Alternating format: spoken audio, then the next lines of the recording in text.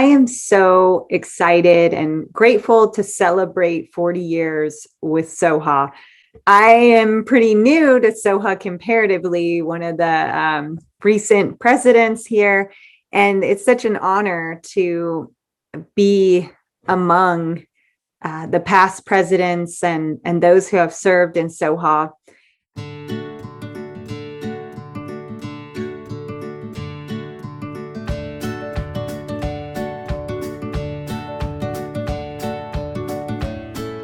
And I would like to congratulate the organization for its 40th anniversary. What an incredible legacy. We are so delighted to be working with the Oral History Association for this year's 2021 virtual meeting.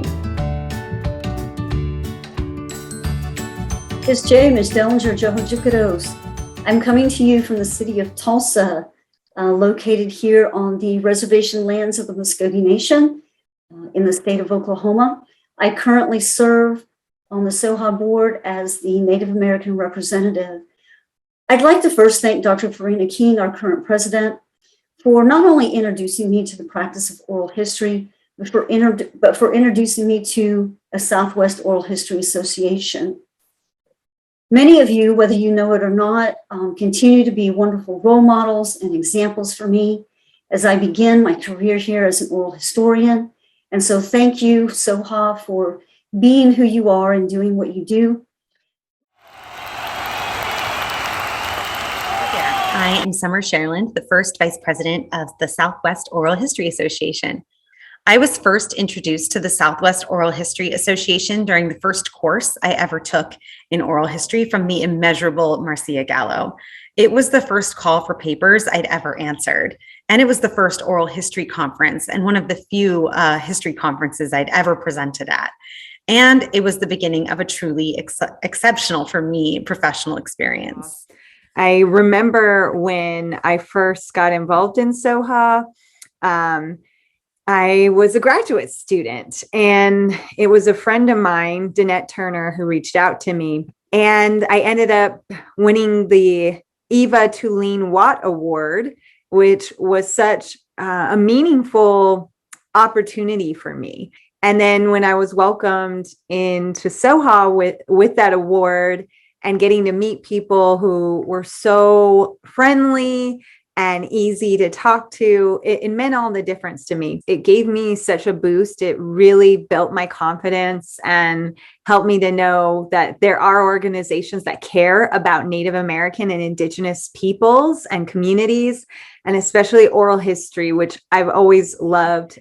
To me, SOHA means community building, fostering long-lasting mentorship connections, celebrating each other's work and contributions, and a keen interest in connecting our research and oral histories to the history and development of the U.S. Southwest. While I have yet to attend a SOHA conference in person due to COVID, I have already built these long-lasting relationships with members that will surely become my extended community as I work towards my PhD. Thank you for being an incredible space for oral historians, SOHA. SOHA has a unique way of being both academic and personal. I've always felt like I belonged, even when I was still just learning about oral history for the very first time. Since then, I've been thrilled to learn from the big names in our field, along with emerging scholars who are just starting out. I've learned from community activists and local archivists just as much as I've learned from widely published intellectuals. That's one truly special thing about SOHA.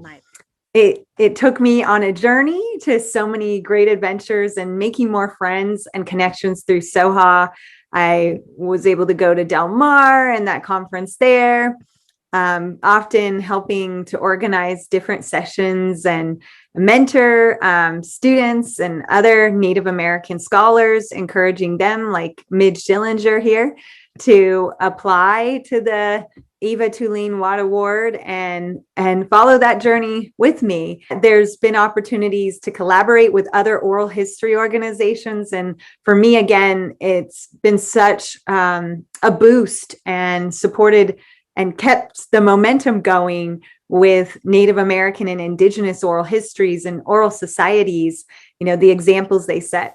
I also really appreciate SOHA's commitment to inclusivity, tough dialogue, and traditional forms of storytelling and oral history. I believe our organization is one of the most welcoming of oral history practices that might vary from my own. So it's exciting that it also was through SOHA that I learned about other oral history groups like OHA.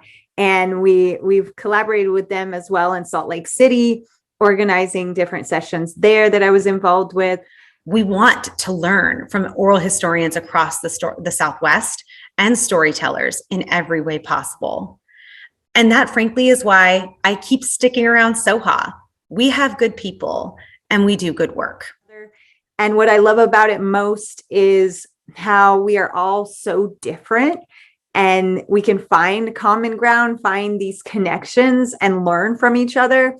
Even though we can keep our differences, and be respectfully divergent in the ways we approach things, oral history especially.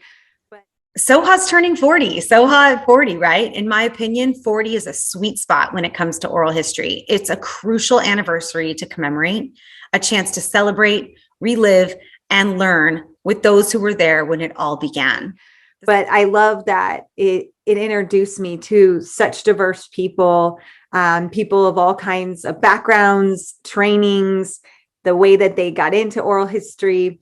And it's taught me to learn how to connect with people who I wouldn't have, on my own. And the Southwest Oral History Association is reaching this milestone, and now is our chance to recall and retell our origin stories.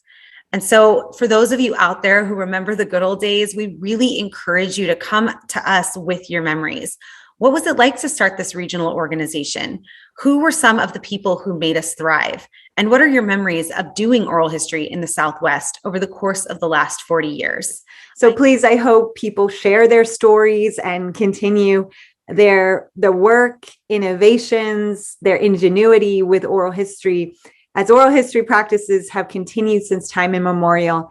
And there's still so many ways that it will grow and teach us new approaches as well. I can tell you from my own experience that those of you who were here from the beginning with SOHA have helped make my career. And so we thank you for that. And we want to retell and reclaim your stories. Happy 40th.